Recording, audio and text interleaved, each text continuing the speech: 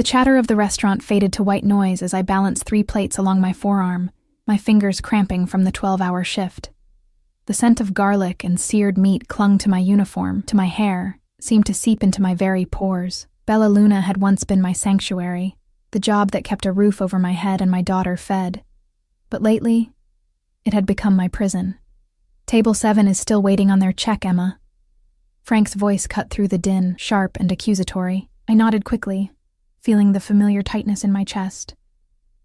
Frank Moretti had inherited Bella Luna from his father 6 months ago, and the charming family restaurant had transformed with its new owner. Gone was the warm atmosphere and friendly management. In its place stood a tyrant who counted every minute of my breaks and every penny in my till. I'll take care of it right now, I promised, hurrying to deliver the steaming plates to table 12 before retrieving the check.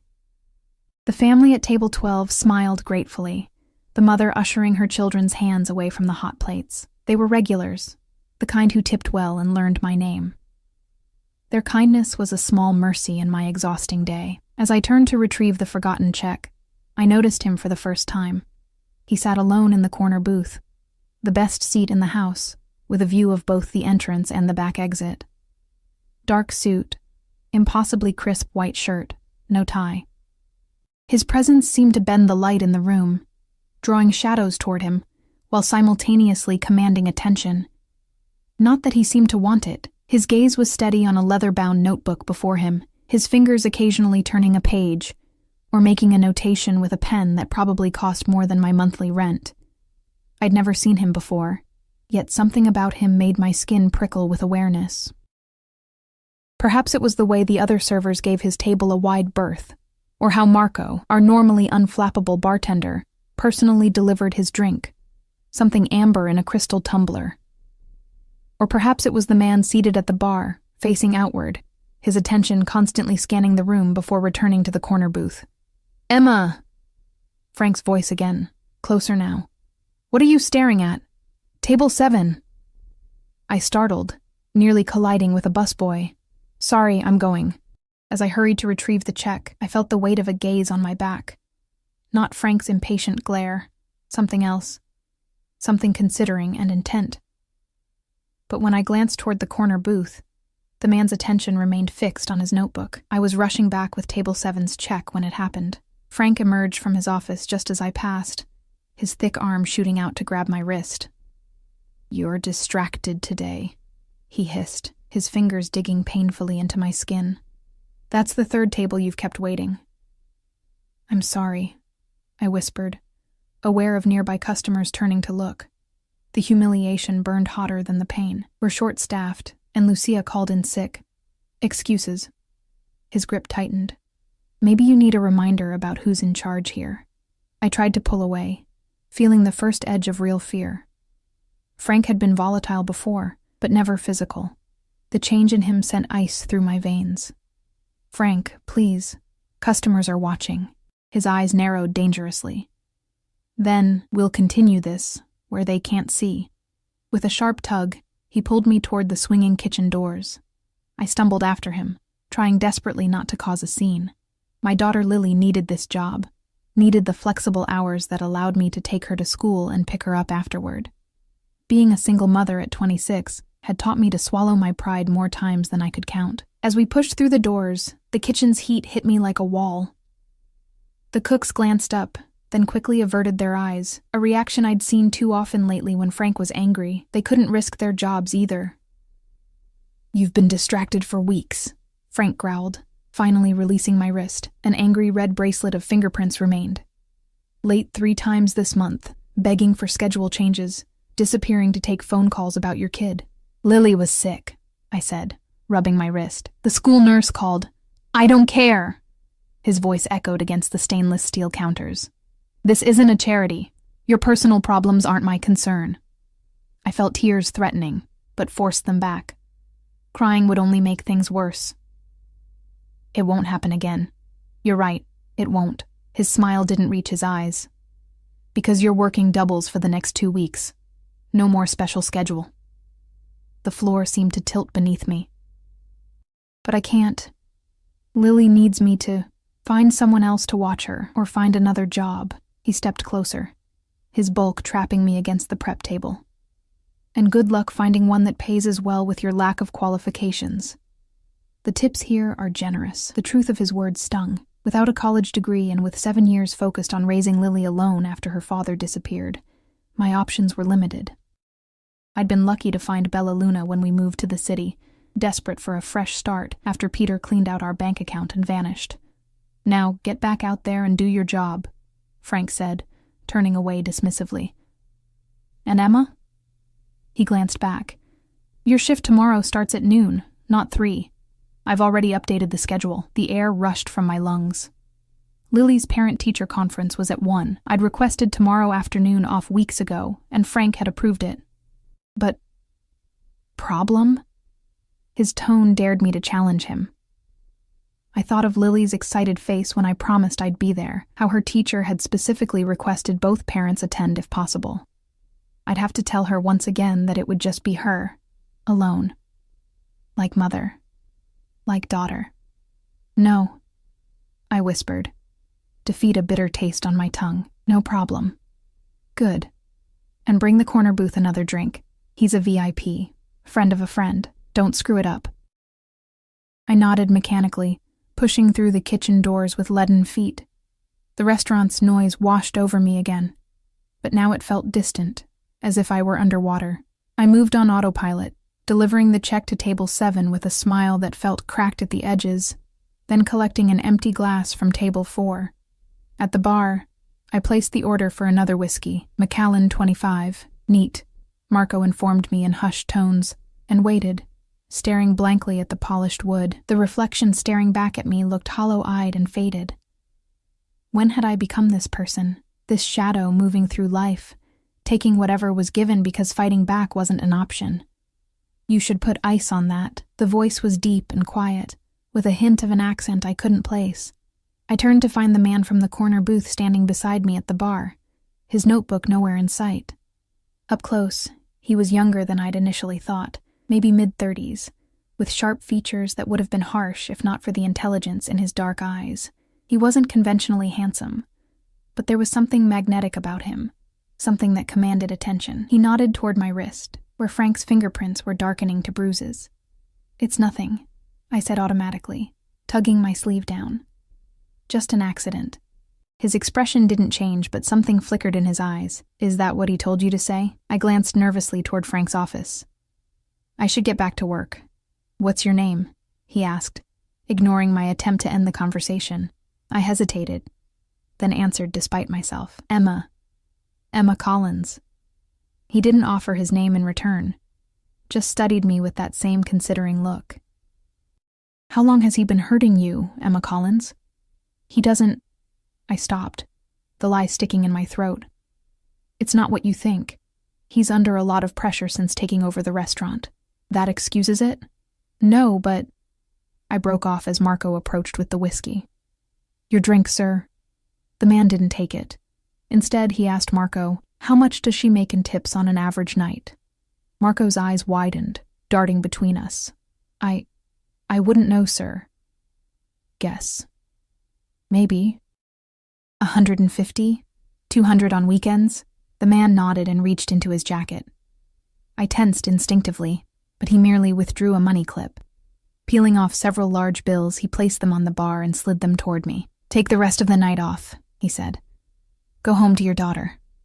I stared at the money, more than I'd make in a week, then back at him, fear prickling along my spine. How do you know about my daughter? A ghost of a smile touched his lips.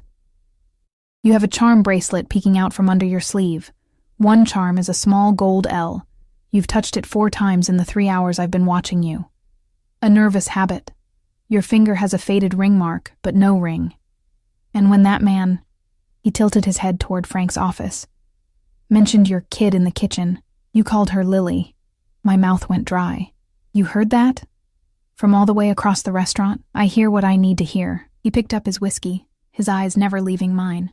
Take the money, Emma Collins. Consider it an advance. An advance for what? He took a sip of his drink. A favor I may ask someday. Warning bells clanged in my mind. This wasn't charity. This was something else entirely. Something potentially dangerous.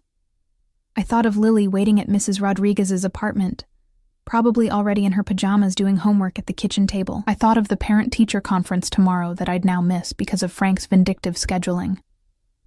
I can't accept this, I said, pushing the money back toward him. I don't even know who you are. You will. He didn't touch the money, and you're going to accept it, because you need it more than I do. Your daughter needs it. The mention of Lily again sent a chill through me. Please don't talk about my daughter. His expression softened fractionally. I mean her no harm, but that man... He nodded toward Frank's office again. He harms you. And what harms you, harms her. I couldn't argue with that logic. Every bruise I hid, every tear I swallowed, affected Lily in ways I tried to pretend she didn't notice. Why are you doing this? I asked. Let's call it a dislike of bullies. His answer came too smoothly, too practiced. Before I could respond, the kitchen doors banged open and Frank emerged, his gaze sweeping the restaurant until it landed on me. His face darkened as he stormed toward us. Emma, what are you doing bothering our guest? Get back to your tables. I flinched, already stepping backward when the stranger shifted slightly, his shoulder angling between Frank and me in a subtle but unmistakable gesture of protection. She's not bothering me, he said, his voice cooler than before. In fact, we were having a pleasant conversation until you interrupted. Frank faltered, his aggressive stride breaking rhythm. Mr. Russo, I apologize if she was... Russo? The man raised an eyebrow. I think you have me confused with someone else. Frank paled visibly. I'm sorry. I thought Giorgio mentioned... I know Giorgio, the man conceded, but I am not Russo. The exchange meant nothing to me, but it clearly meant everything to Frank, whose entire demeanor transformed from bullying to obsequious in seconds. Of course, sir. My mistake. Can I get you anything else? On the house, of course. You can give Emma the rest of the night off, he said, finishing his whiskey and setting the glass on the bar. With pay. Frank's jaw worked, his eyes flicking between the stranger and me. Sir, we're short-staffed tonight, and she's already agreed to... I wasn't asking. The man's voice remained perfectly pleasant, but something in it made the hair on my arms stand up. It was the voice of someone accustomed to being obeyed. Frank swallowed hard. Of course, sir. Emma, you can go. I stood frozen, unable to process what was happening. Your coat, the stranger prompted gently. Go get your things. Moving mechanically, I headed to the employee locker room, my mind racing. By the time I returned with my purse and worn jacket, the stranger was back at his corner booth, once again absorbed in his notebook. Frank was nowhere to be seen, and Marco gave me a wide-eyed look that clearly advised, go now. I hesitated by the exit, feeling I should say something, thank you, perhaps, or goodbye, to the mysterious man who'd intervened. But as I glanced toward his booth, the man seated at the bar, the one who'd been watching the room, caught my eye and gave an almost imperceptible shake of his head. The message was clear. Leave. I pushed through the door into the cool night air, my legs trembling with delayed shock. Only when I was halfway down the block did I realize I was still clutching the money he'd placed on the bar. I hadn't meant to take it, had even pushed it away, yet somehow it had ended up in my hand. A cab turned the corner, its yellow light glowing in the darkness. I raised my hand to hail it, feeling the weight of unseen eyes on my back. As I slid into the cab's back seat and gave the driver Mrs. Rodriguez's address, one thought echoed in my mind. I didn't even know his name, but he knew mine. He knew about Lily, and something told me our paths would cross again. What I couldn't know then was how that brief encounter would change everything, and how the favor he mentioned would come due sooner than I expected. The cab ride home felt surreal, as if I were floating outside my own body. Streetlights streaked past the window, casting alternating patterns of light and shadow across my hands. The money, his money, felt heavy in my pocket, a tangible reminder that tonight had irreversibly altered something in my carefully balanced life. You okay back there, miss? The cab driver's eyes met mine in the rearview mirror.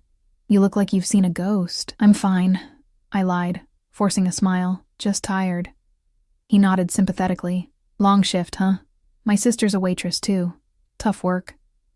I made a non-committal sound and turned to stare out the window again. The familiar landmarks of our neighborhood began to appear. The 24-hour laundromat with its flickering sign, the corner bodega where Mr. Patel always slipped Lily an extra piece of candy, the small park where we spent Sunday afternoons when the weather was good. Normal, ordinary places that anchored our lives. They looked different tonight, somehow diminished by the knowledge that there were people who could change your circumstances with nothing more than a quiet word. People who noticed things like charm bracelets and faded ring marks. People who could hear conversations through kitchen doors and make Frank Moretti, the man who'd been terrorizing me for months, crumble with a single glance. When the cab pulled up in front of Mrs. Rodriguez's apartment building, I overtipped the driver using a bill from my own wallet, not willing to break into the mysterious man's money just yet. The thought of spending it filled me with a vague unease, like accepting a contract whose terms I hadn't read. Mrs. Rodriguez answered her door with surprise written across her kind, wrinkled face. "Emma, you're early tonight. Is everything okay?" "Everything's fine," I assured her, stepping into her apartment that smelled of cinnamon and clean laundry. My shift ended sooner than expected. In the living room, Lily sat cross-legged on the floor, math workbook open on the coffee table, her dark curls falling forward as she frowned in concentration. At 7 years old, she was all skinned knees and determined spirit, so much like me in appearance, but with a quiet resilience entirely her own. My heart squeezed painfully at the sight of her. "Mommy," she exclaimed when she saw me, her face lighting up. "You're home early. Mrs. Rodriguez made empanadas." "I saved you some," Mrs. Rodriguez said, patting my arm. "You look tired, mija. Sit, eat something." I wanted to refuse, to gather Lily and retreat to the safety of our small apartment 2 floors up. But the genuine warmth in my neighbor's eyes made me hesitate. Mrs. Rodriguez had been a godsend since we moved to the building 6 months ago, watching Lily after school when my shifts ran late and charging far less than she should for the service. "Thank you," I said, sinking onto her worn sofa just for a few minutes. While Lily packed up her homework, Mrs. Rodriguez brought me a plate with 2 golden empanadas and a small bowl of rice. The familiar, homey food brought unexpected tears to my eyes that I quickly blinked away. "Something happened tonight," Mrs. Rodriguez said quietly, her shrewd gaze missing nothing. "You want to talk about it?" I shook my head, conscious of Lily returning to the room. "Another time." She nodded, understanding in her eyes. "Whenever you're ready, I'm here." 20 minutes later, Lily and I were climbing the stairs to our 3rd-floor apartment, her small hand warm in mine as she chattered about her day at school. Our building had no elevator, a fact I usually cursed after long shifts on my feet, but tonight, I welcomed the burn in my calves, the familiar strain grounding me in normalcy. And then Joey put the class frog in Angela's desk, and Ms. Wilson got really mad, but Angela didn't even scream. She just picked it up and put it back in the tank, and now she's Joey's girlfriend, Lily was saying as I unlocked our door. "At least that's what Maddie says, but I don't think it counts as girlfriend if you just don't scream at a frog." I laughed despite myself. "I think you might be right about that, sweetie." Our apartment welcomed us with its familiar comfort, small but meticulously kept. Every second-hand piece of furniture chosen with care, every wall adorned with Lily's artwork and photos of our life together. It wasn't much, but it was ours. A sanctuary built from the wreckage after Peter left. Once Lily was bathed and tucked into bed, I sat at our tiny kitchen table and finally allowed myself to count the money. $700, more than triple what I'd make in tips during a good week. Enough to cover the rent increase that had been keeping me up at night, with plenty left over. With trembling fingers, I pulled out my phone and searched Russo and Giorgio along with our city name. The results made my blood run cold. Giorgio Russo, suspected underboss of the Castellano crime family. His picture showed a heavy-set man in his 60s with silver hair and cold eyes, nothing like the stranger from tonight. But Frank had called the man Mr. Russo before being corrected. I scrolled through more articles, heart pounding. The Castellanos controlled much of the city's north side, including, apparently, the neighborhood where Bella Luna was located.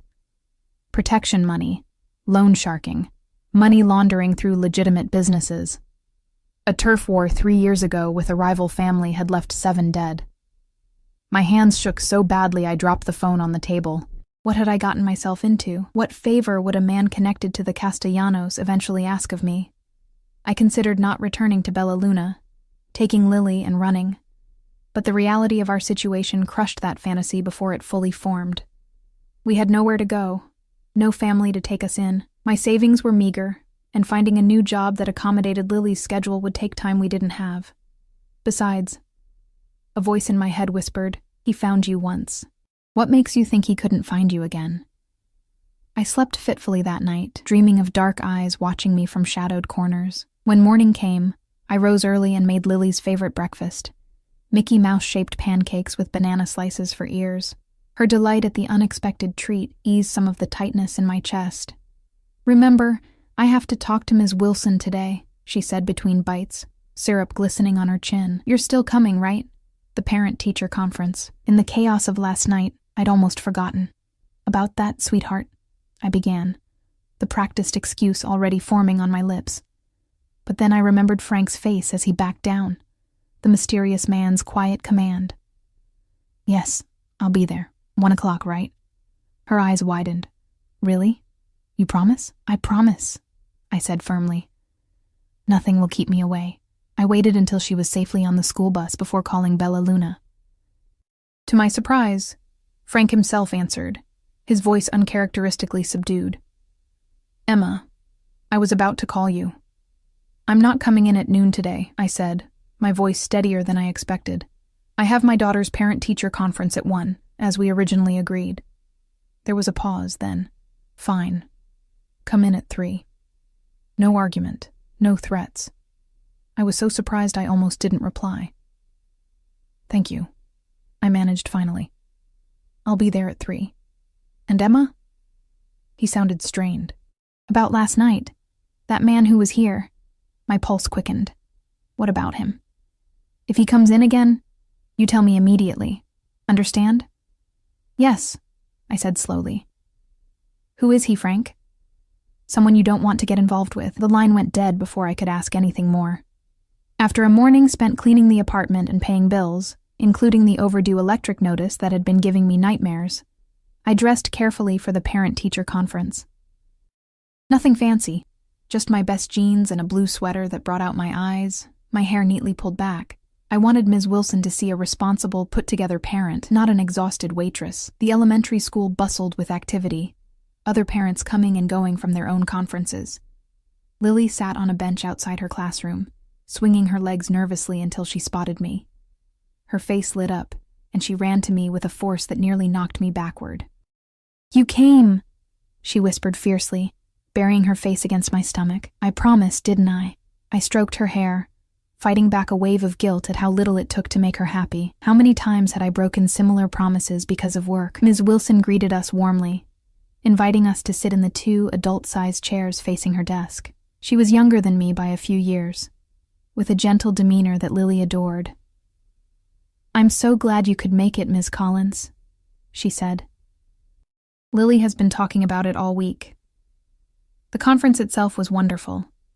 Ms. Wilson had nothing but praise for Lily's academic progress and creativity, though she gently suggested that Lily could be more willing to participate in group activities.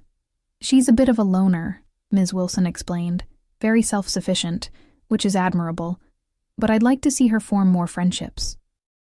I nodded, thinking of how Lily had learned early to entertain herself during my long shifts, to be content with her own company.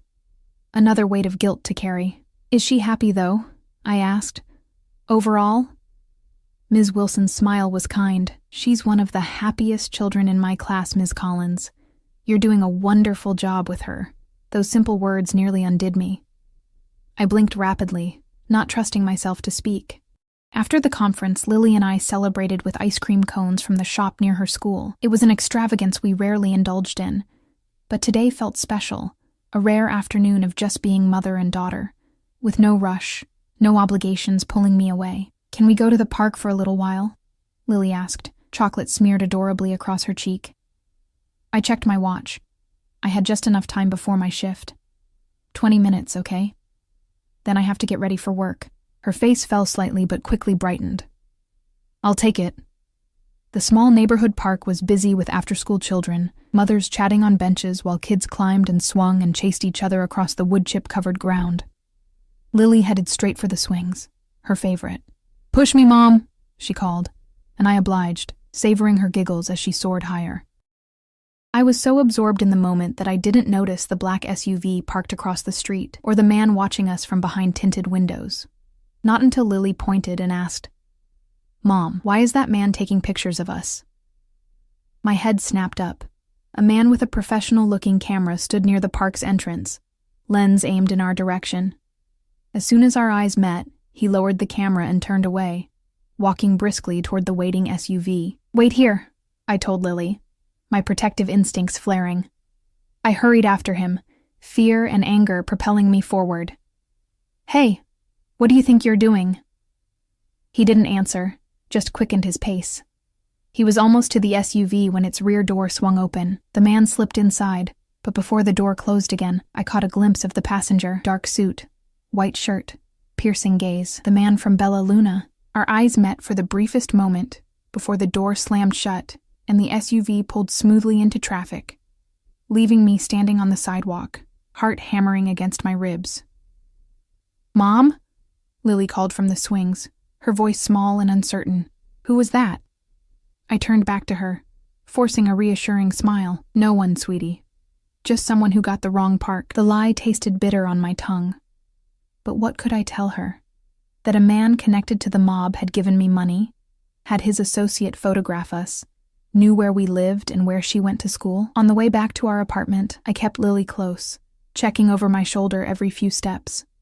My mind raced with possibilities, each more terrifying than the last. Was he watching me? Following me? Why? What did he want? By the time we reached home, my nerves were frayed to breaking.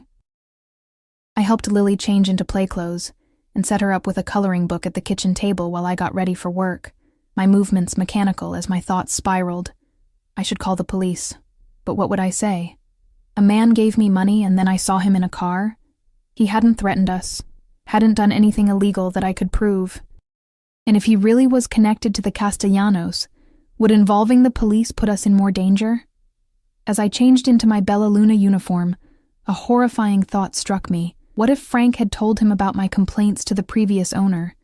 About how Frank was mismanaging the restaurant, skimming from the register? What if this mysterious man was here to take care of a problem employee? The thought made me physically ill. Mrs. Rodriguez arrived to watch Lily, and I hugged my daughter tightly before leaving. "Be good, okay? I'll be home as soon as I can."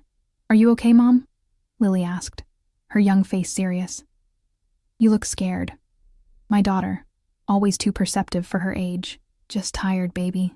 Nothing for you to worry about." But as I hurried to the bus stop, dread settled like a stone in my stomach. I wasn't sure what awaited me at Bella Luna, but I knew with certainty that the life Lily and I had carefully built was suddenly balanced on a knife's edge, and one wrong move could send us tumbling into the unknown. Bella Luna was unusually quiet for a weekday evening. Only a handful of tables were occupied, the normal buzz of conversation reduced to a murmur that barely rose above the soft Italian music playing through the speakers. The emptiness made the restaurant feel larger, the shadows in the corners deeper. Marco greeted me at the bar with wide eyes and a quick, nervous glance toward Frank's office.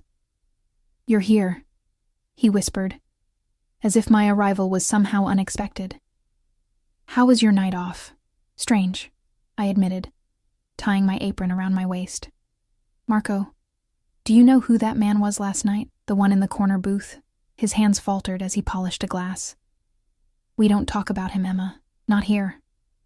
"But Frank called him Russo." Marco set the glass down with enough force to make me jump. "Drop it," he hissed.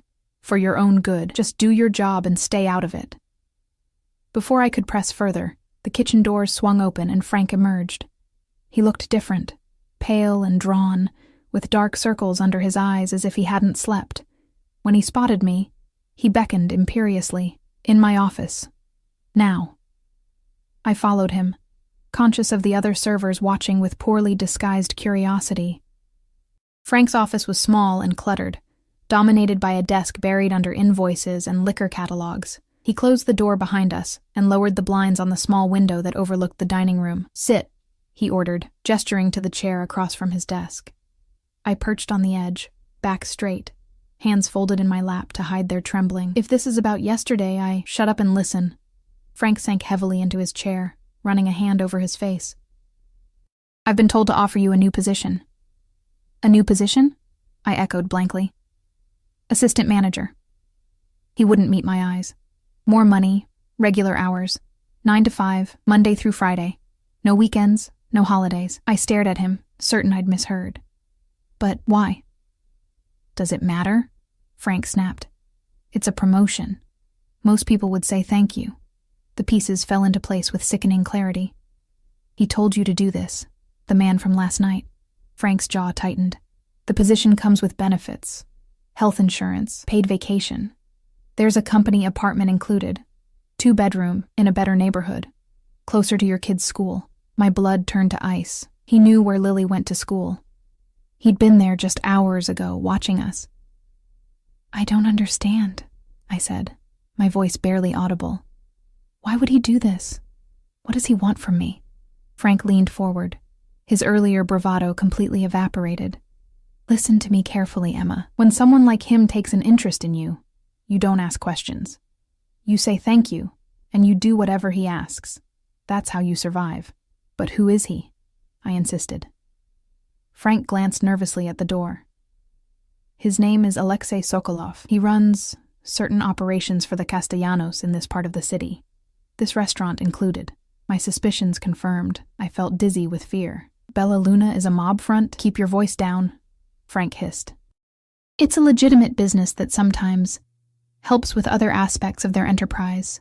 Laundering, meetings, whatever they need. My father understood the arrangement. I'm just trying to maintain it. And what does any of this have to do with me?" Frank shrugged helplessly. "I have no idea. But Sokolov called me at 6 this morning and told me to create this position for you. Said if I didn't, he'd find someone who would." The threat was clear, even secondhand. I thought of the money in my apartment, the man taking photos at the park, Sokolov's quiet words. "Consider it an advance." "What if I refuse?" "Don't be stupid," Frank scoffed. "Nobody refuses Sokolov. I have a daughter to think about," I said, more to myself than to him. "I can't get involved in anything illegal." "The job is legitimate," Frank insisted. "The paperwork will be clean. You'll manage schedules, handle some ordering, help with the books. Nothing criminal." He hesitated. "At least not on paper. Not on paper." The implication hung between us like a storm cloud. "When do I need to decide?" "Now," Frank said flatly. "He's waiting for my call." My head spun. This was happening too fast, the ground shifting beneath my feet with every passing minute. "Can I at least see the apartment first? Talk to Lily about moving?" Frank's laugh was bitter. "You think this is a negotiation? It's already done. Your things are being packed as we speak." "What?" I stood abruptly, the chair scraping against the floor. "What do you mean my things are being packed? Who's in my apartment?" "Professional movers," Frank said, not meeting my eyes. "Don't worry, they're being careful with your stuff. And your kid is fine. She's with your neighbor." The violation of my privacy, of my home, sent a surge of anger through me that temporarily overcame my fear. "You had no right." "I didn't do anything," Frank shouted, standing to face me. "This is all him. You think I want you as my assistant manager? You think I wouldn't rather fire you and never see your face again? But he owns me, just like he apparently now owns you." We stared at each other across the desk, both breathing hard. In that moment, I saw Frank clearly for the first time, not as the tyrant who'd been making my life miserable, but as another puppet whose strings were being pulled by forces beyond his control. A soft knock at the door broke the tension. Marco poked his head in, his expression apologetic. "Emma, there's someone here for you." My heart sank. Let me guess. Tall, dark suit, expensive watch? Marco shook his head. "No, it's a woman. Says her name is Natalia. Says she works for Mr. Sokolov." A woman. That, at least, was unexpected. I smoothed down my uniform and followed Marco into the dining room. where a striking woman in her 40s waited near the hostess stand. Her sleek black bob and impeccably tailored pantsuit exuded efficiency and authority. When she saw me, she smiled, a practiced expression that didn't reach her cool gray eyes. Emma Collins? Her accent was similar to Sokolov's, but lighter, more Americanized. I'm Natalia Petrova. Mr. Sokolov sent me to help with your transition. My transition, I repeated numbly. To your new apartment, she clarified, as if speaking to a slow child. The movers will be finished soon. I'm to take you there now, help you get settled, explain your new duties. My daughter is already there with Mrs. Rodriguez. Natalia finished smoothly. We arranged for a car to take them over about an hour ago. Your daughter seemed quite excited about the elevator in the new building. The casual way she spoke about Lily, as if she had any right to know my child, my private life, ignited my anger again. And if I refused to go with you? Natalia's smile tightened imperceptibly. That would be unwise, Ms. Collins. Mr. Sokolov is being extremely generous. It would be a shame to disappoint him. The implied threat hung in the air between us. I thought of Lily, already at this new apartment, waiting for me. What choice did I really have? I need to change, I said finally. I'm still in my uniform. Natalia nodded approvingly, as if I'd made the correct decision on a test. Of course. I'll wait. In the employee locker room, I changed with shaking hands, my mind racing. The situation felt surreal, like a bizarre dream I couldn't wake from. Why would a man like Sokolov, a mobster by Frank's admission, take such an interest in a waitress and her daughter? What could he possibly want from me that warranted this level of... what? Protection? Coercion? Ownership?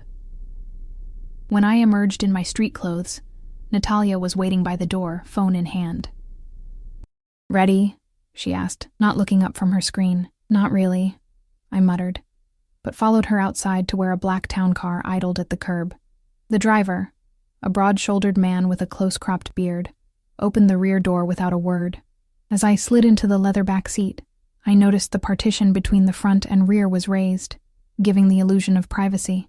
Nice car, I said as Natalia settled beside me, more to break the silence than anything. Mr.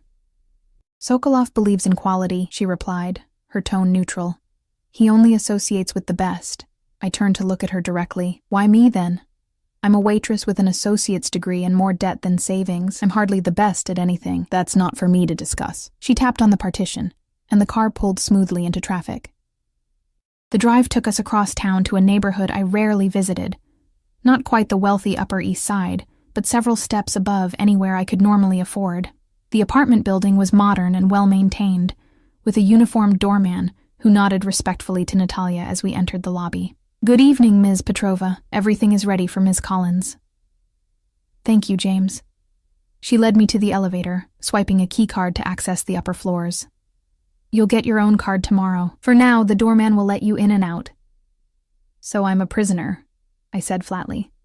Natalia raised an eyebrow. Hardly. You're free to come and go as you please, but Mr. Sokolov values security for those in his employ. The elevator opened directly into a spacious apartment that made my modest two-bedroom look like a closet in comparison. Floor-to-ceiling windows offered a stunning view of the city skyline. The living room was furnished with elegant but comfortable pieces, and the open kitchen gleamed with stainless steel appliances I'd only dreamed of owning.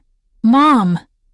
Lily's excited voice rang out as she raced down the hallway, Mrs. Rodriguez following at a more sedate pace. Have you seen my bedroom? It has a window seat, and there's a desk for homework with a lamp shaped like a unicorn. I forced a smile, gathering her into a hug, while making eye contact with Mrs. Rodriguez over her head. My neighbor's expression was concerned, but resigned, as if she'd already guessed more than I'd told her. It's certainly a lovely place, she said carefully. Lily's been exploring every inch. Mrs. Rodriguez was a big help with the move, Natalia interjected smoothly. She'll be compensated generously for her time, of course. That's not necessary, Mrs. Rodriguez protested, but Natalia was already pressing an envelope into her hands. Mr. Sokolov insists. The car downstairs will take you home whenever you're ready. It was a dismissal, thinly veiled as courtesy. Mrs. Rodriguez hesitated, clearly reluctant to leave me alone with this woman and whatever situation I'd fallen into. It's okay, I assured her, squeezing her hand. I'll call you tomorrow. After a tight hug and a whispered, "Be careful, mija," she left, leaving me alone with Lily and Natalia in this beautiful, terrifying new reality. "Why don't you show your mother your room while I order dinner?" Natalia suggested to Lily, who eagerly grabbed my hand and pulled me down the hallway. Lily's room was like something from a catalog. Soft pink walls, white furniture, and yes, a window seat piled with cushions.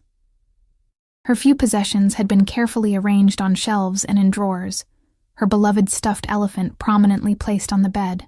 "Isn't it amazing, Mom?" she gushed, twirling in the center of the room. "And Ms. Natalia says there's a pool in the building. Can I take swimming lessons?" The innocent request broke my heart. How many times had Lily asked for swimming lessons, only for me to explain that we couldn't afford them? Now, suddenly, we were living in a luxury apartment with access to amenities I could never have provided on my own. At what cost? "We'll see, baby," I said, stroking her hair. "We need to talk about all this. It's happening very fast." Her face grew serious, suddenly looking older than her 7 years. "Are we in trouble, Mom? Is that why we had to move so quickly?" "No, sweetheart. I struggled to find words that wouldn't frighten her. "It's a new opportunity for us, a better job for me, a nicer place to live, but it's a big change, and I want to make sure you're okay with it." "I like it here," she said simply. "And you look less tired already, out of the mouths of babes." I hugged her tightly, breathing in the familiar scent of her strawberry shampoo. "As long as we're together, we'll be fine," I promised, wishing I felt as confident as I sounded. When we returned to the living room, Natalia was ending a phone call. "Dinner will be here in 20 minutes, she announced. "Lily, there's a TV in the den with streaming services set up. Why don't you pick a movie while I talk to your mother?" Once Lily was settled with a remote bigger than her hand, Natalia led me to the kitchen island, where 2 glasses of red wine waited. "I don't drink when my daughter's awake," I said automatically.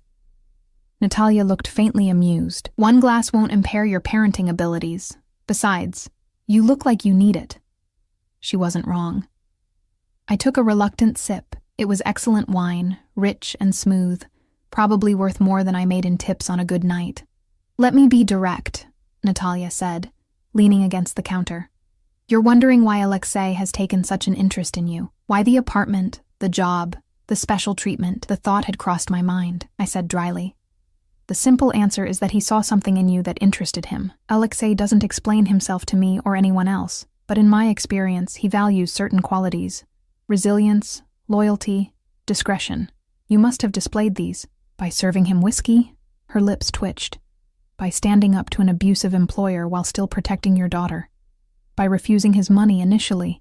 By maintaining your dignity in difficult circumstances." I thought of the photographs at the park, the background check that must have preceded this move. He had me investigated, of course. Natalia sipped her wine calmly. "Alexei leaves nothing to chance. Your ex-husband's abandonment, your struggle as a single mother, your excellent work record before Frank Moretti took over the restaurant. All of it painted a picture of someone who might be useful." "Useful for what?" I asked, the dread returning. "Your official position is assistant manager at Bella Luna. You'll handle schedules, payroll, some bookkeeping. Nothing illegal, as I'm sure Frank assured you. And unofficially?" Natalia studied me over the rim of her glass. "Unofficially, you'll be a set of loyal eyes and ears, in a business that requires absolute discretion. People talk freely around waitresses and managers. They forget you're there, or they don't consider you important enough to guard their words." "He wants me to spy for him," I translated flatly. "Information is valuable in Alexei's world," she confirmed. "More valuable than money, sometimes. You'll report directly to me, and I'll relay anything significant to him." I set my barely touched wine down with a decisive click. "And if I refuse? If I take Lily and leave tonight?" Natalia's expression didn't change, but her voice cooled several degrees. "Then the generous salary, the apartment, the health insurance that would cover your daughter's asthma medications, all of it disappears, and Alexei would be disappointed." The threat wasn't even veiled this time. I thought of the photographs again, the knowledge of Lily's school, our routine. The message was clear. There was nowhere we could go that he couldn't find us. "I don't have a choice, do I?" I said quietly. We all have choices, Emma. Natalia's voice softened unexpectedly. But some are harder than others. For what it's worth, I've worked for Alexei for 15 years. He can be demanding, even harsh, but he rewards loyalty generously and he keeps his word. If you do as he asks, your daughter will want for nothing. Her education, her future, all secured. The doorbell rang before I could respond. Natalia straightened, businessman's mask sliding back into place. That will be dinner. We can continue this conversation tomorrow. Your first day at your new position begins at 9. As she went to answer the door, I stood frozen in the beautiful kitchen of my beautiful new prison, watching my daughter laugh at something on the television in the other room. In less than 24 hours, our entire lives had been uprooted and rearranged at the whim of a man I'd met only once. A man who, despite Natalia's reassurances, clearly expected something in return for his generosity, something worth far more than serving drinks or overhearing conversations. I just didn't know what it was yet. The next morning arrived with disorienting brightness. The luxurious blackout curtains in my new bedroom had kept out every trace of dawn, leaving me to wake in a panic when the unfamiliar alarm clock flashed 7:30 a.m. For a moment, I didn't know where I was. The king-sized bed, the plush carpet under my feet, the ensuite bathroom with marble countertops all felt like a hotel, not home. Reality crashed back as I heard Lily's footsteps pattering down the hallway, followed by her delighted discovery of the fully stocked refrigerator. "Mom, there's chocolate milk." I pulled on a robe I'd found hanging in the walk-in closet, not mine, but perfectly my size, and padded into the kitchen to find Lily already helping herself to breakfast. The fridge and pantry had been stocked with all our usual brands, plus luxury items we normally couldn't afford. Someone had studied our shopping habits very carefully. "Slow down, honey," I cautioned as she gulped the chocolate milk. "We have plenty of time before school." She wiped away her milk mustache with the back of her hand. "Do I take the same bus from here?" The question gave me pause. I hadn't considered the logistics of getting Lily to and from school from our new location. Before I could formulate an answer, my phone chimed with a text message from an unknown number. "Car will take Lily to school at 8:15. Driver's name is Dimitri. He will pick her up at 3 Uwalms and bring her to Bella Luna. Ms. Rodriguez has been arranged as after-school care until you finish your shift." As if summoned by the message, there was a knock at the door. I approached cautiously, checking the peephole to find Natalia standing in the hallway, immaculate in another perfectly tailored suit, tablet in hand. "Good morning," she said briskly when I opened the door. "I trust you slept well?" "Like the dead," I admitted. The bed had been sinfully comfortable, though my dreams had been troubled. She swept past me into the apartment. "Excellent. We have much to cover before you start at Bella Luna." She spotted Lily at the kitchen counter, and her businesslike demeanor softened fractionally. "Good morning, Lily. Are you excited for school today?" Lily nodded shyly. "I like your shoes," she said, pointing to Natalia's sleek black heels. A ghost of a smile touched Natalia's lips. "Thank you. Perhaps we'll get your mother some like them." She turned to me, all business again. "You should get dressed. There's a suitable wardrobe in your closet. The black pantsuit and blue blouse would be appropriate for your first day." I bristled at being told how to dress, but swallowed my pride. "I'll just help Lily get ready first." "No need. I'll assist her while you shower," Natalia said, setting her tablet down. "We want to make a good impression on your first day, yes?" The way she said "we" made it clear this wasn't a request. I glanced at Lily, who seemed perfectly comfortable with Natalia's presence, already chattering about her classroom hamster as she finished her cereal. My shower was quick, but luxurious, the water pressure and temperature perfect, the high-end shampoo and body wash making me feel pampered despite my unease. In the closet, I found not only the black pantsuit Natalia had mentioned, but an entire wardrobe of business attire and casual clothes, all in my size and in styles I might have chosen myself if money were no object. Even the underwear drawer held brand new items with tags still attached, practical cotton for every day, delicate lace for... I slammed the drawer shut, not wanting to think about why someone would anticipate my need for lingerie. When I emerged, dressed as instructed in the pantsuit and blue silk blouse, Natalia gave me an appraising look. "Much better. You look the part now. The part of what? I asked, keeping my voice low so Lily wouldn't hear from her bedroom, where she was changing. A woman of importance, Natalia replied simply. In Alexei's world, appearance matters. The way you present yourself determines how others treat you, with respect or contempt. I tugged self-consciously at the jacket sleeves. I feel like I'm playing dress-up. You'll get used to it.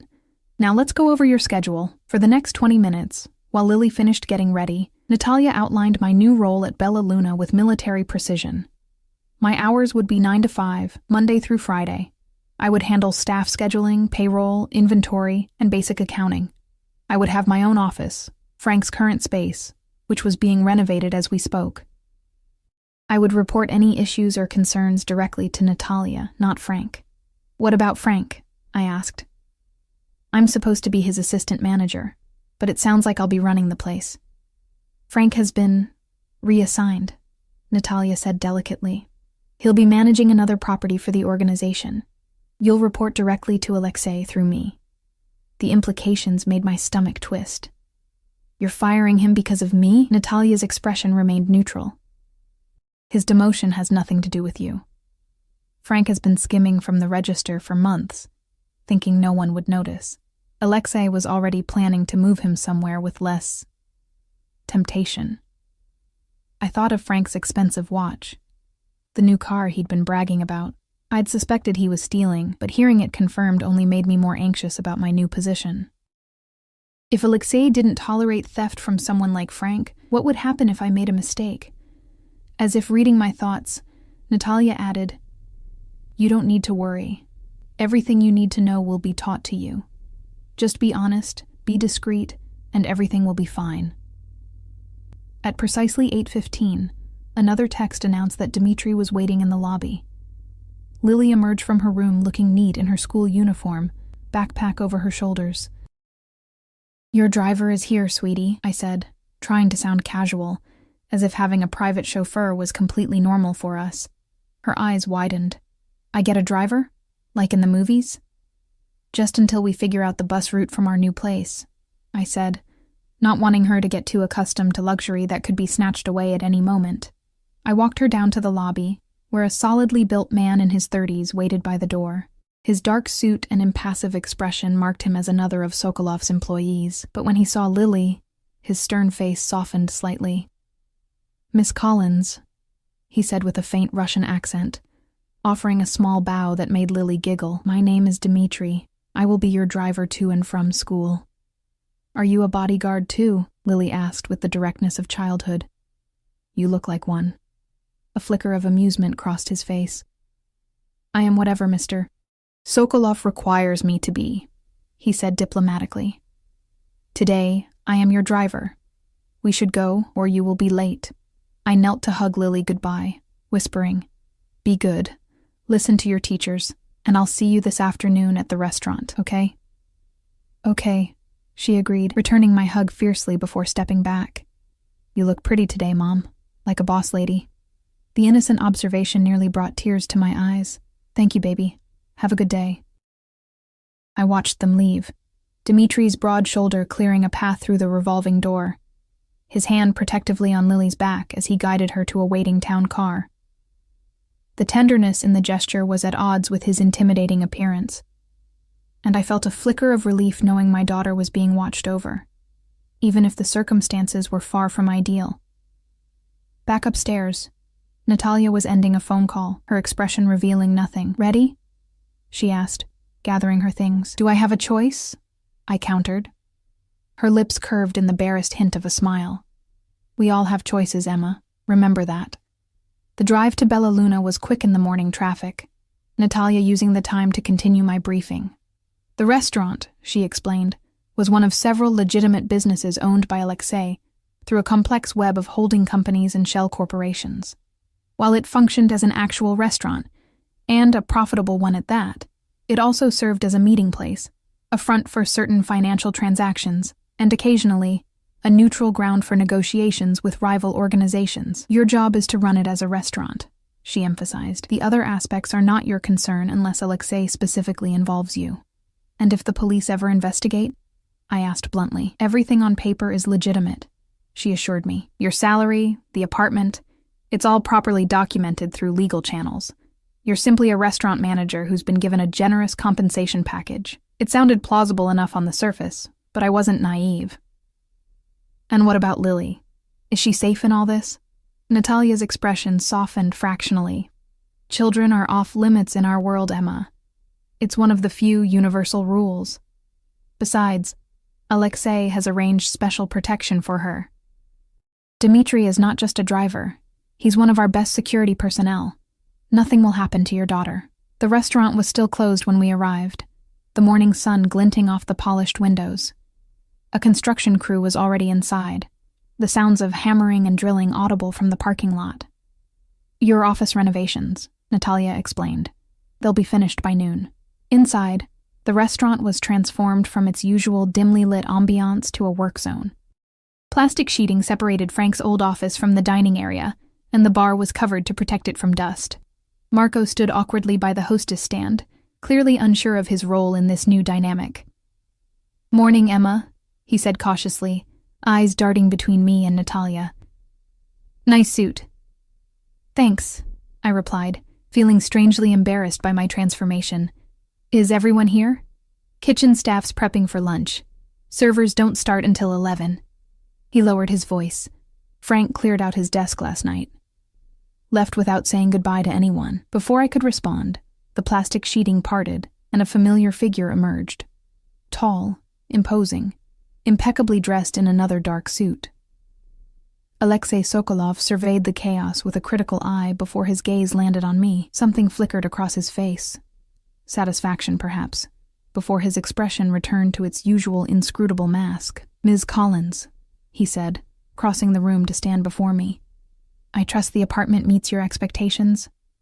The casual question, as if he were a landlord checking on a new tenant rather than a man who had completely upended my life, ignited a spark of defiance. "It's lovely," I said coolly, "though I generally prefer to choose my own living arrangements, and my own clothes."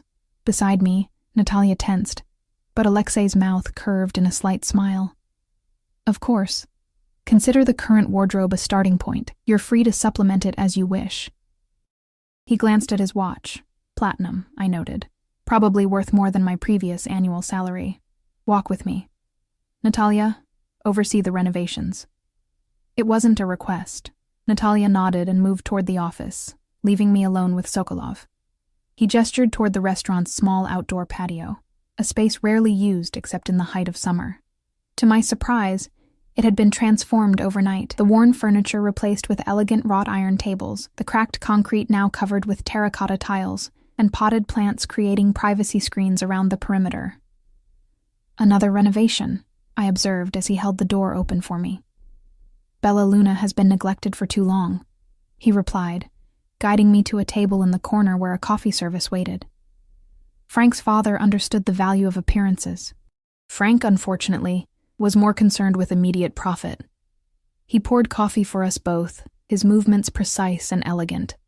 Up close, in the morning light, I could see him more clearly than in the dim restaurant. He was younger than I'd initially thought, perhaps mid-30s, with dark hair cut short at the sides but longer on top, and eyes that seemed to miss nothing. A thin scar traced his jawline on the left side, the only imperfection in his otherwise symmetrical features. "Why am I here, Mr. Sokolov?" I asked directly, ignoring the coffee. The truth this time, not the sanitized version Natalia gave me. He sat back, studying me with that same considering look I remembered from our first meeting. "The truth," he repeated, as if testing the word. "The truth is that I saw something in you that interested me. Something rare." "What?" "My outstanding waitressing skills?" His lips quirked. "Your dignity. Your resilience. The way you carry yourself despite circumstances that would break many others. You remind me of someone I once knew." The personal admission surprised me. "Who?" "My mother," he said simply. "She raised me alone after my father was killed. Worked 3 jobs, never complained, never lost her pride even when we had nothing." I wasn't sure how to respond to this unexpected glimpse into his past. "I'm sorry about your father." He waved a dismissive hand. "It was a long time ago." But watching you with Frank, seeing how you handled his bullying without breaking, it reminded me of her. So this is… what? Some kind of charitable project? Help the struggling single mom? I couldn't keep the edge from my voice. No. His expression hardened. This is business, Ms. Collins. I don't do charity. Bella Luna needs a manager who can be trusted, who has intelligence and integrity, someone who understands the value of loyalty and discretion. I believe you possess those qualities. Based on one night of observation? Based on a thorough investigation into your background, he corrected. Your employment history, your financial situation, your relationship with your ex-husband, your dedication to your daughter, all of it paints a picture of someone who could be valuable to my organization. The casual admission of how deeply he'd invaded my privacy sent a chill through me despite the morning warmth. And if I refuse this opportunity? Then you go back to your old life, he said with a shrug. Back to working double shifts for barely enough to cover rent. Back to missing your daughter's school events. Back to counting pennies for medication she needs. His words hit like physical blows because they were true. Before I could respond, he continued, his voice softer but no less intense. Or you can accept the position. Good salary, good benefits, regular hours that allow you to be there for your daughter, a secure home in a safe neighborhood. The only requirement is loyalty and discretion. And spying for you, I added. Reporting conversations, watching for… what, exactly? Information.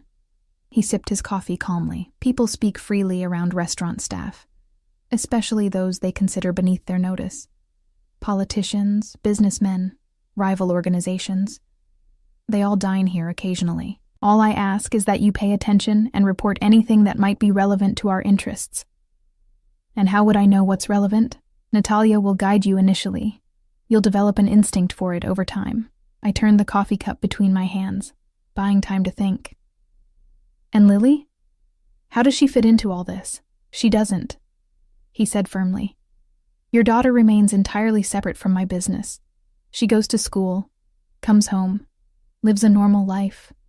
The only difference is that now she has security, stability, and a mother who doesn't have to work herself to exhaustion just to keep a roof over their heads. Put like that, it sounded almost reasonable. Almost. Why me? I asked again, still not satisfied with his explanation. There must be dozens of people in your organization who could manage this restaurant. People you already trust. Something flickered in his eyes. A hesitation, perhaps. Or a calculation. Trust must be earned, Ms. Collins. You have certain qualities that make you suitable for this position. In time, you may be entrusted with more responsibility if you prove worthy of it. More responsibility in the restaurant or in your other businesses, I challenged. His smile was enigmatic. That depends entirely on you. Before I could press further, the patio door opened and Natalia appeared. Alexei, the contractors need your input on something, he nodded, standing smoothly. We'll continue this conversation another time. For now, familiarize yourself with the restaurant operations. Natalia will provide everything you need. As he passed me, he paused, his voice dropping so only I could hear. One more thing, Emma. The apartment, the job, the car service. These are not chains. They're opportunities. What you make of them is your choice. Then he was gone, leaving me with cooling coffee and the distinct feeling that I'd just been offered both a lifeline and a noose, with no way to tell which would tighten first. The rest of the day passed in a blur of introductions, paperwork, and crash courses in restaurant management. The staff eyed me warily. The waitress suddenly elevated to management overnight, now dressed like someone from corporate and speaking in hushed tones with Natalia. I caught whispers, curious glances, even some resentment from servers who'd been there longer than I had. By 3 o'clock, when Dimitri arrived with Lily in tow, I was mentally exhausted, but beginning to get a handle on my new role. The office renovations were complete. The space now twice its original size, with sleek furniture, state-of-the-art computer equipment, and a small private bathroom. On the wall hung framed certificates establishing Emma Collins as the assistant manager of Bella Luna. backdated to make it appear I'd earned the position through years of service rather than overnight intervention. Lily bounded into the office with the exuberance of youth, dropping her backpack on the new leather couch. "Mom, your office is so cool!" She spun in place, taking in the transformation. "And Dimitri let me sit in the front seat." I raised an eyebrow at Dimitri, who lingered in the doorway with an almost sheepish expression. "She asked very politely," he explained, "and I had the child lock engaged." "Can I do my homework here?" Lily asked, already pulling out her math workbook. "Mrs. Rodriguez is in the kitchen teaching the cooks how to make real empanadas." I blinked in surprise. "Mrs. Rodriguez is here?" Dimitri nodded. "Mr. Sokolov hired her as a consultant for the new menu items, authentic, home-style cooking, he called it. Another piece of my old life, neatly absorbed into this new one. I wasn't sure whether to feel comforted or disturbed by how thoroughly Sokolov was intertwining himself in our world. As the afternoon wore on, I gradually settled into a rhythm, reviewing inventory lists and staff schedules, while Lily colored quietly on the couch, occasionally asking for help with homework. It was, ironically, the most time I'd spent with her on a weekday in years. Usually she'd be with Mrs. Rodriguez until my late shift ended, often already asleep when I finally made it home. By closing time, I'd made progress on organizing the chaotic bookkeeping system Frank had left behind, and had drafted a new server rotation that would distribute the lucrative weekend shifts more fairly. It felt good to use my business degree, even in this limited capacity. Skills I'd thought would never be relevant again after dropping out of my MBA program when I became pregnant with Lily. Natalia appeared in my doorway as I was shutting down the computer. "Ready to go home? The car is waiting." Home. The word caught me off guard. The luxury apartment wasn't home. Not yet, maybe not ever. But Lily seemed to have adapted to our new circumstances with the resilience of childhood, already chattering about a play date with a classmate who lived in our new building.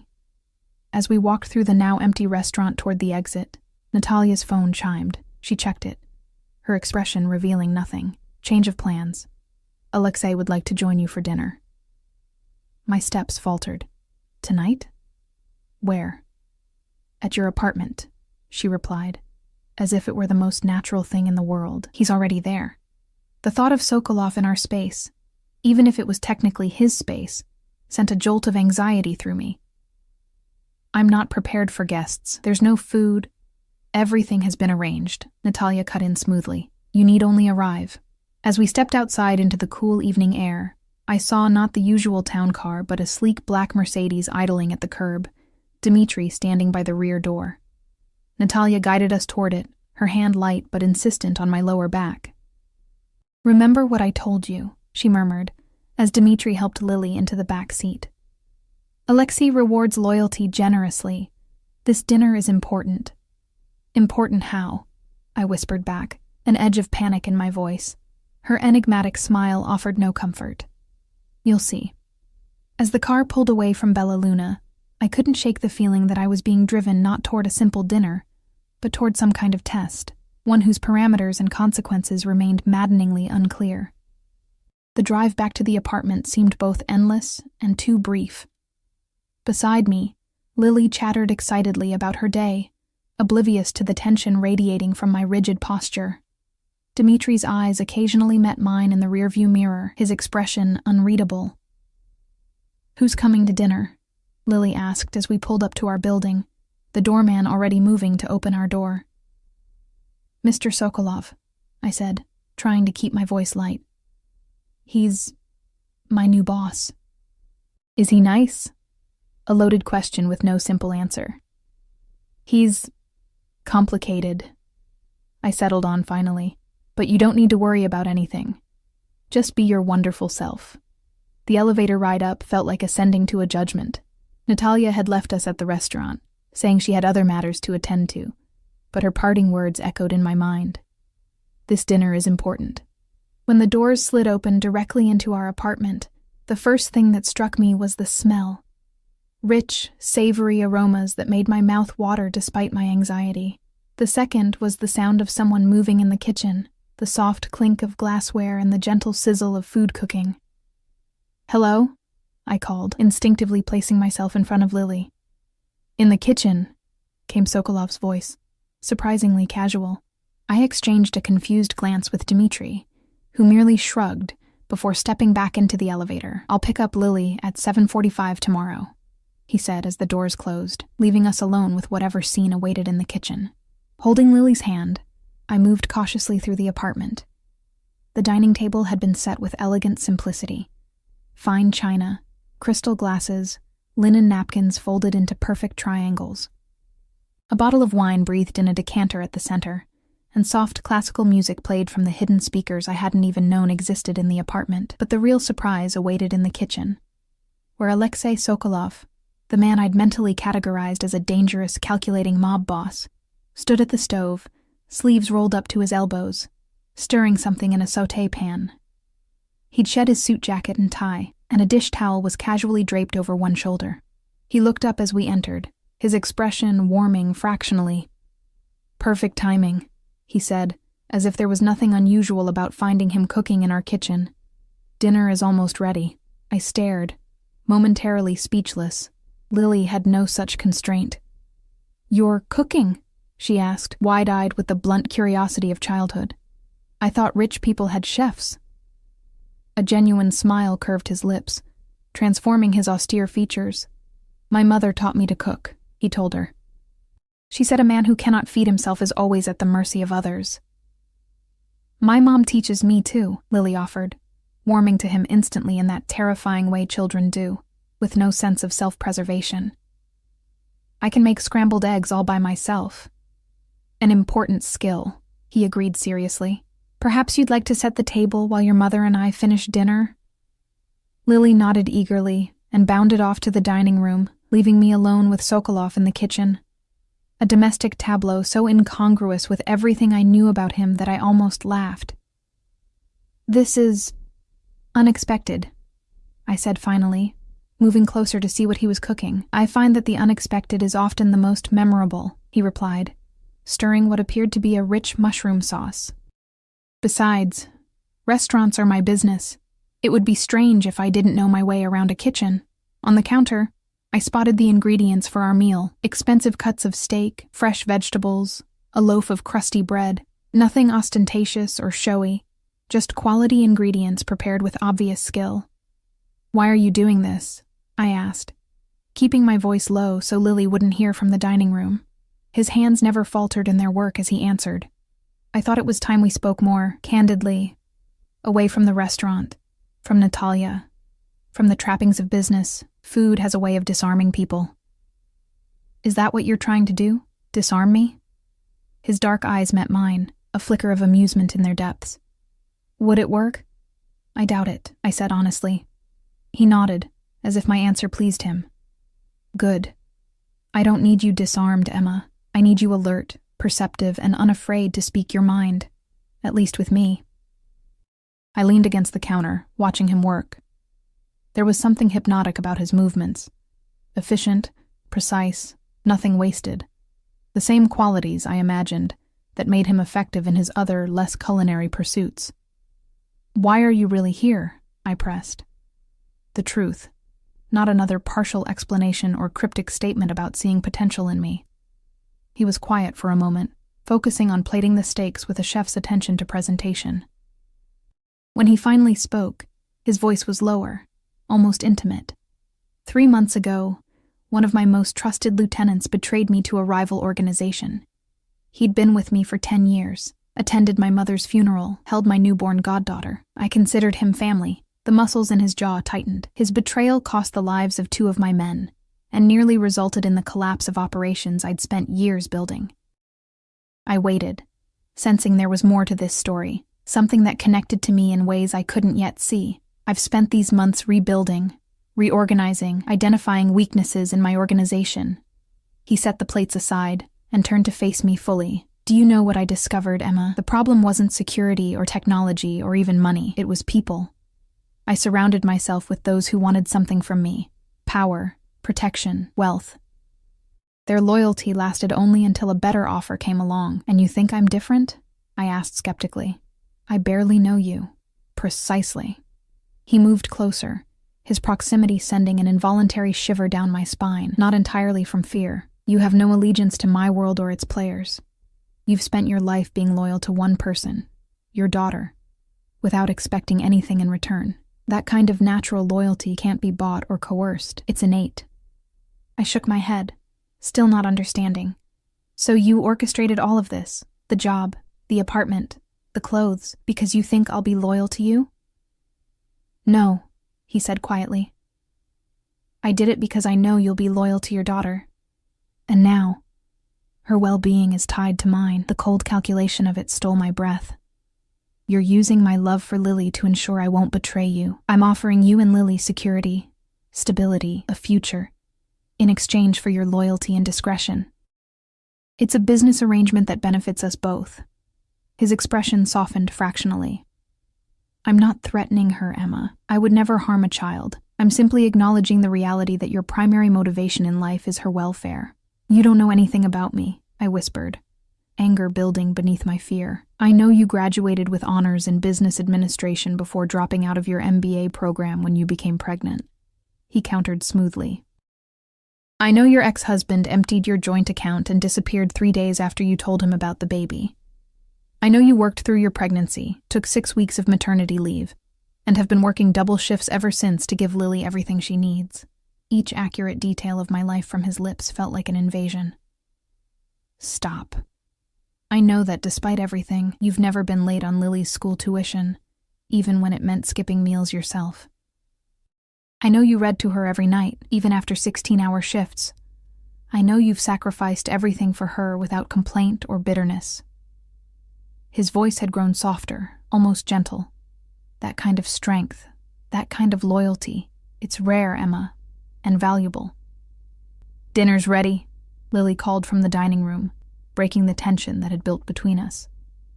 Sokolov stepped back, his professional mask sliding back into place. We should join her. The food will get cold. Dinner was a surreal experience. Sokolov transformed in Lily's presence, his usual intensity giving way to a relaxed charm that drew her out of her shell. He asked about her school, listened with genuine interest to her stories about the classroom hamster, and somehow extracted more information about her day than I typically managed. By dessert, a decadent chocolate cake that had Lily's eyes widening in delight, she was completely won over, giggling at his understated jokes and proudly showing him her charm bracelet. The L is for Lily, she explained, pointing to the charm he'd noticed on my wrist that first night. Mom has a matching one. She says as long as we have these, we're always connected, even when she's working late. Sokolov's eyes met mine across the table, something unreadable in their depths. A beautiful sentiment, he said quietly. After dinner, when Lily had been tucked into bed with a new storybook that had mysteriously appeared on her nightstand, Sokolov and I returned to the living room. He poured 2 glasses of cognac from a crystal decanter that I was certain hadn't been there that morning. She's a remarkable child, he said, handing me a glass. You've done an exceptional job raising her alone.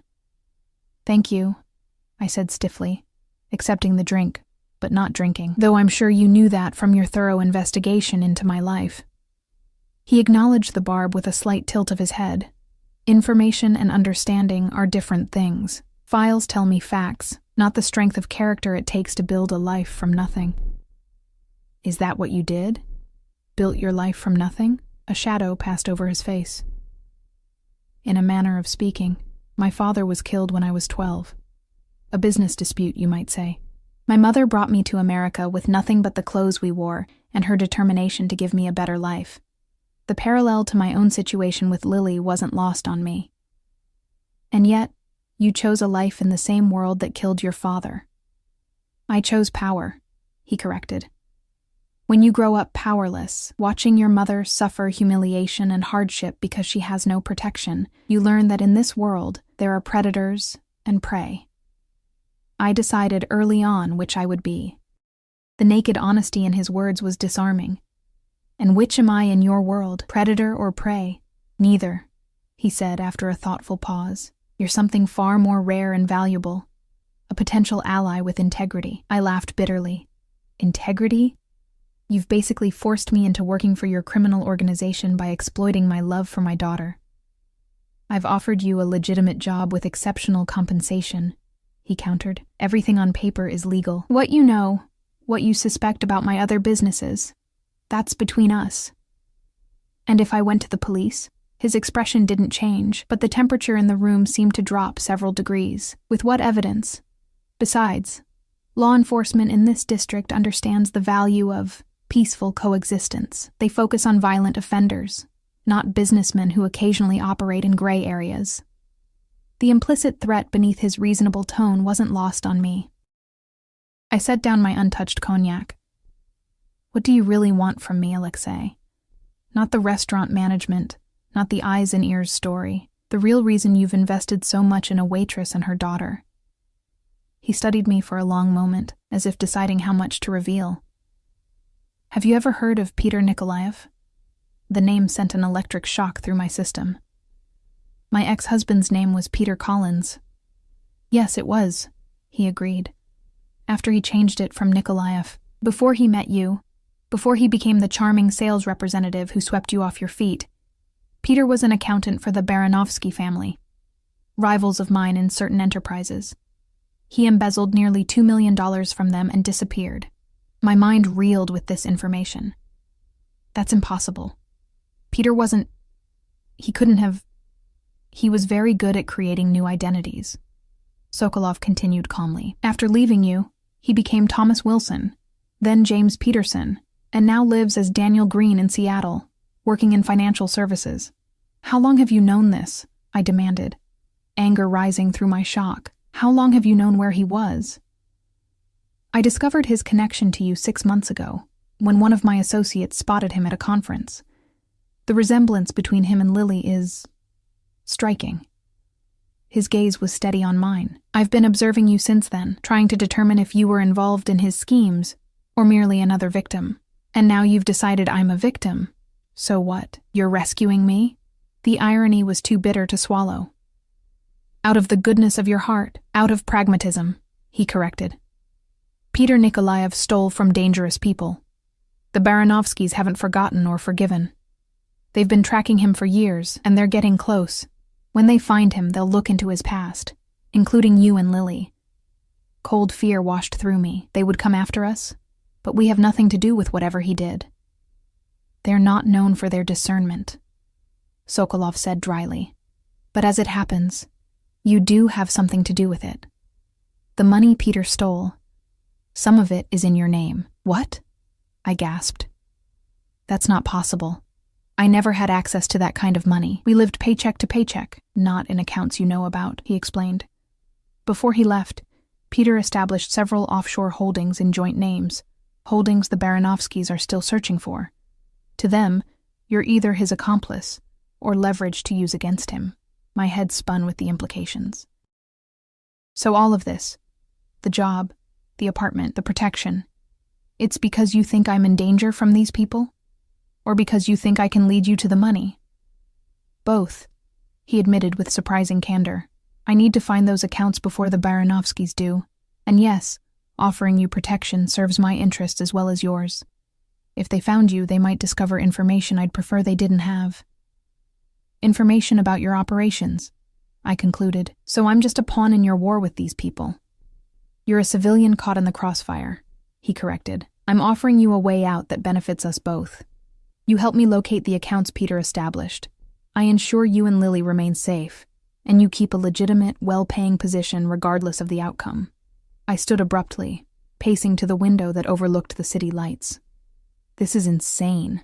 A week ago, I was just a waitress worried about making rent. Now I'm caught between rival crime families because of something my ex-husband did years ago. Sokolov remained seated, watching me with that same considering look I remembered from our first meeting. Life rarely unfolds as we expect, Emma. The question is what we do with the hand we're dealt. I turned to face him, anger finally overcoming my fear.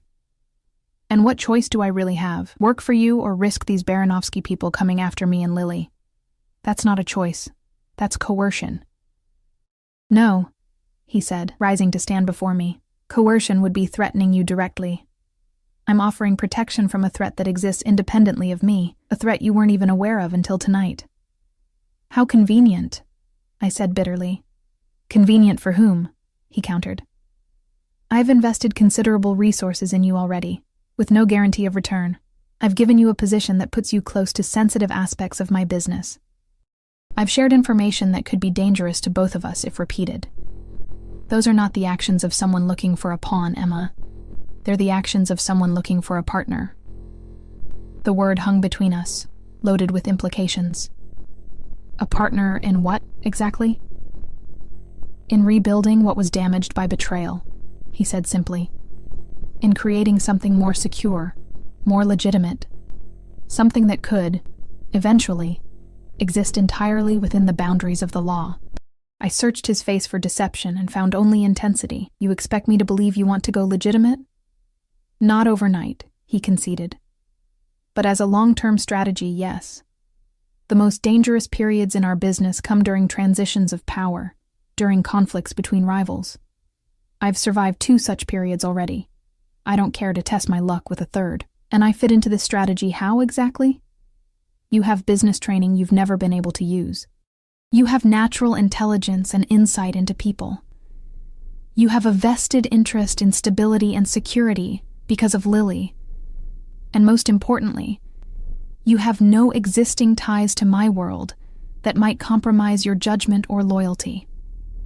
He moved closer, his presence overwhelming in the dimly lit room. You see things clearly, Emma. That's rare and valuable to me. His proximity sent an involuntary shiver through me that had nothing to do with fear. There was something magnetic about him, a gravity that pulled at me despite every rational objection. And if I refuse? If I take Lily and disappear, then I'll ensure you have enough resources to establish yourselves safely elsewhere, with new identities the Baranovskys couldn't trace, he said without hesitation. But I think you're smarter than that. Running means forever looking over your shoulder, forever wondering if today is the day they find you.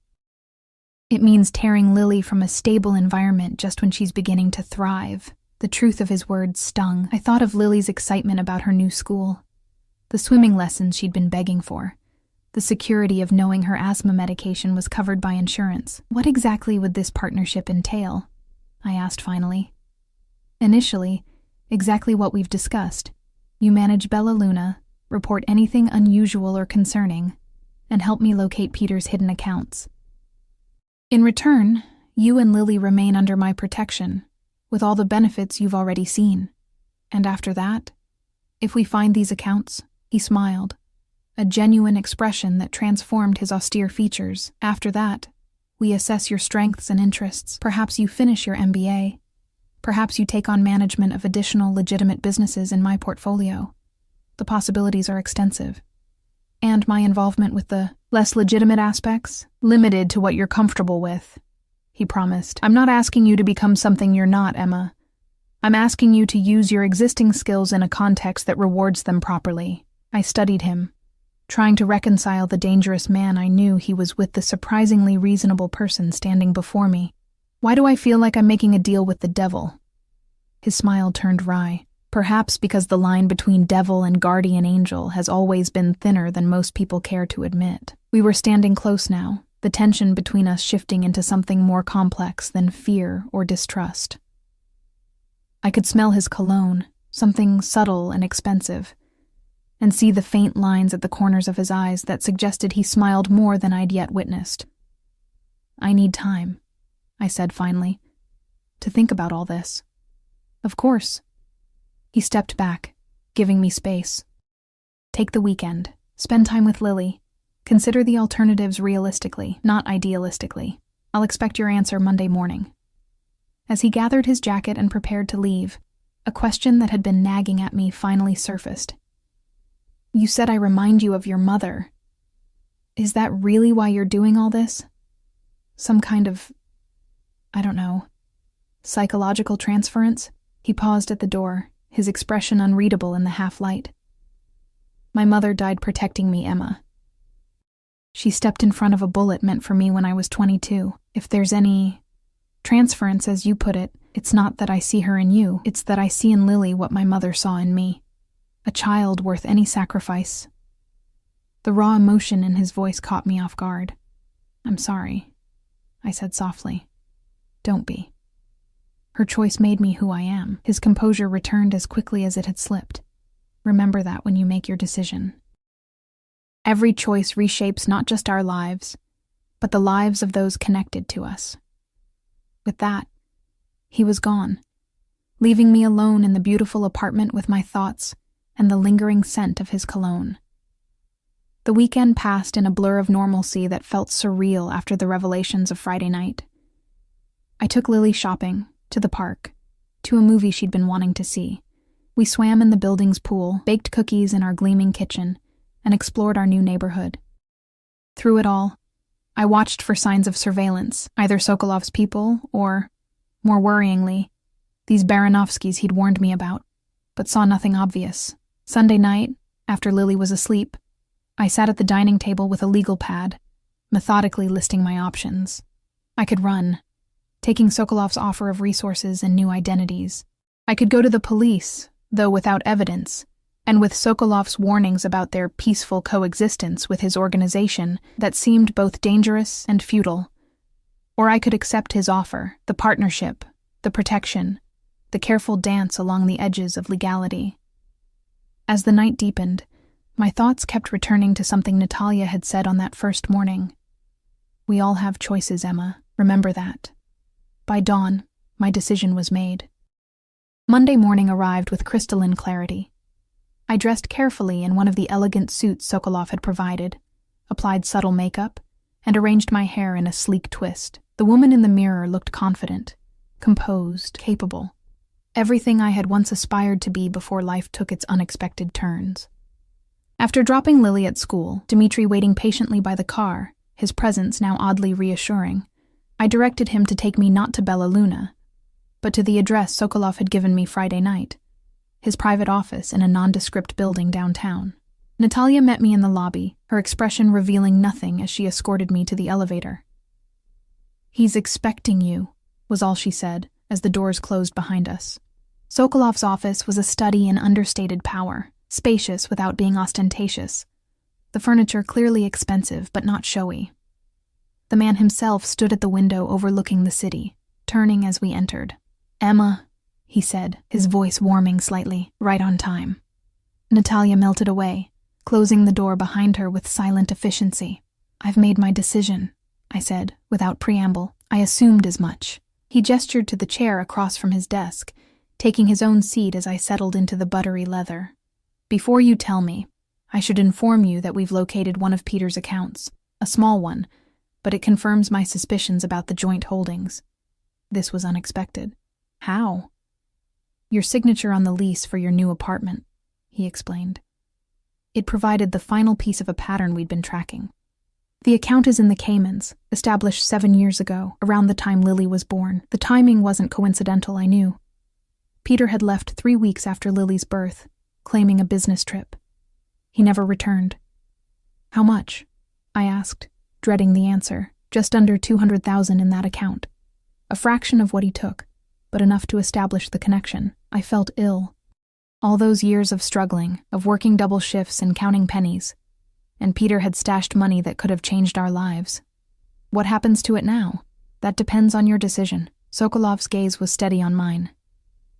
"If you've chosen to leave, the account information is yours to do with as you wish. If you've chosen to stay," he let the sentence hang.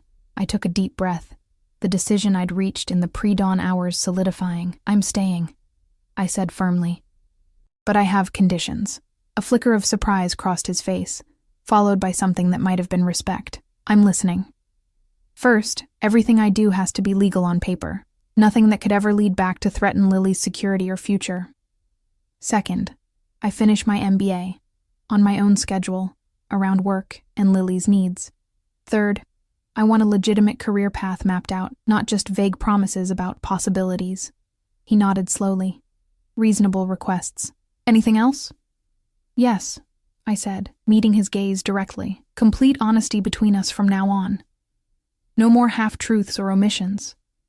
If we're going to be partners, then I need to know exactly what I'm involved in, what the risks are, and what you expect from me." "Honesty is a dangerous commodity in my world," he said carefully. "Then consider it my price," I countered. "Take it or leave it." He studied me for a long moment, then smiled, a genuine expression that transformed his face. "I accept your terms, Emma Collins. Welcome to the family business." As he extended his hand across the desk, I knew I was crossing a line I could never uncross. But for the first time in years, I was choosing my path rather than merely reacting to circumstances beyond my control. I took his hand, feeling the strength in his grip, the warmth of his skin against mine. "To new beginnings," I said quietly, "and to finding Peter Nikolaev," he added, his eyes darkening with purpose. "He has debts to pay, to the Baranovskys, to me, and most importantly, to you and Lily." As our hands remained clasped a moment longer than strictly necessary, I realized that in choosing Sokolov's protection, I'd tied my fate to his in ways that went beyond business. The intensity in his gaze, the electricity that sparked between us whenever we were close, these weren't merely the dynamics of power and protection. There was something more evolving between us, something as dangerous and compelling as the world he'd drawn me into. Whether it would prove to be my salvation or my downfall remained to be seen. But for the first time in years, I faced the future not with fear or resignation, but with a strange, fierce anticipation. Whatever came next, Lily and I would face it from a position of strength, not vulnerability. And in the shadowy world I'd entered, strength was the only true currency that mattered. "To new beginnings," Sokolov echoed, his eyes never leaving mine, "and to what comes after."